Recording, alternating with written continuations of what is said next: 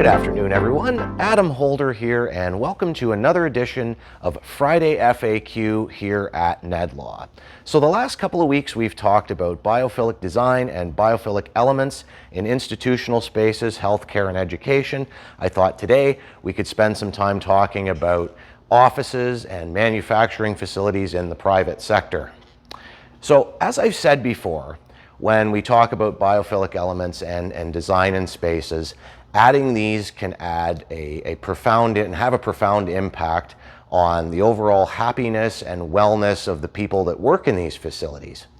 So why should anybody care? Well, I mean, if you have a sterile and lifeless work environment, chances are you're going to have miserable and disengaged employees, and these miserable and disengaged employees don't go to work.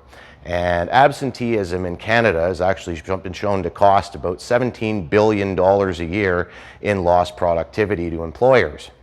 Even worse than this are the miserable and disengaged employees who actually do show up to work and they're miserable and disengaged all day.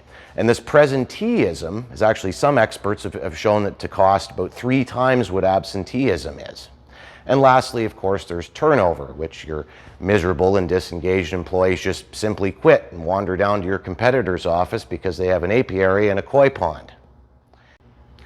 So as we're coming out of the other end of this pandemic, workers and tenants of buildings are now coming back to the office, and they're demanding that these workplaces be more hospitable and safer.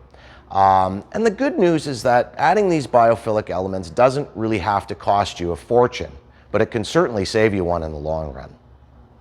I want to thank you for taking the time here again this afternoon for another edition of Friday FAQ. My name is Adam Holder, and have a great weekend.